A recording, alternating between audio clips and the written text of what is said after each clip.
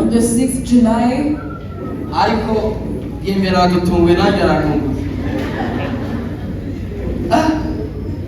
hanyuma reka abayobozi be baze batambuke barashaka kumuha impano.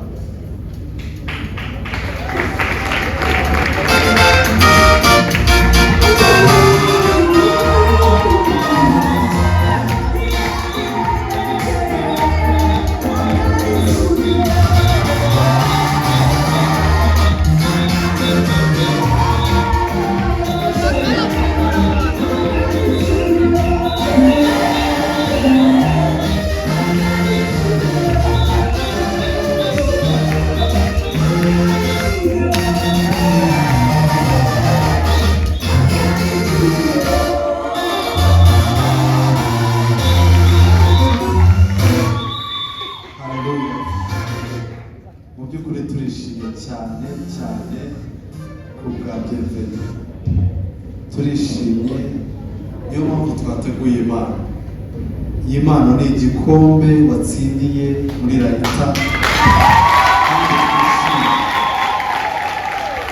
Twishimiye twifuje kukiguha tukubwira ko tugushimiye kandi tukwishimiye, kandi tubwira umudamu wawe ko twishimiye cyane ko yaguhaye impano nka Bienvenu. Turabashimiye, turishimye. Iyi ni impano n'igikombe leta yakugeneye igushimira kubw'icyo wagezeho.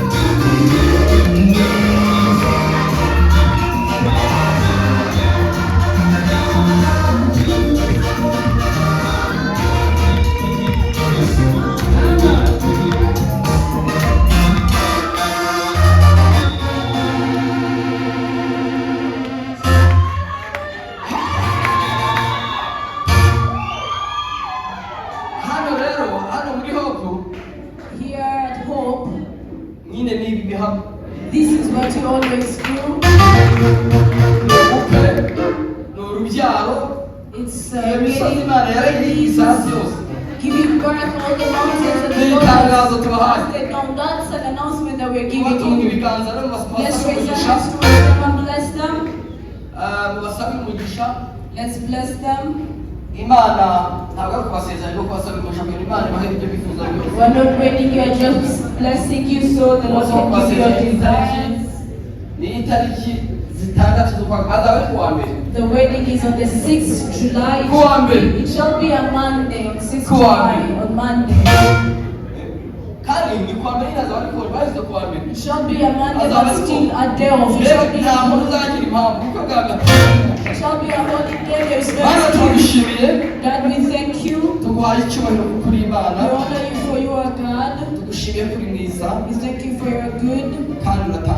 And you're so amazing. Bless your children. And may your good hand be upon them.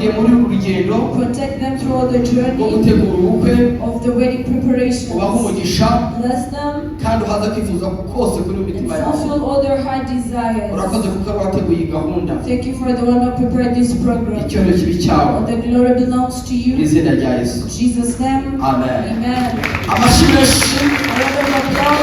A round of applause.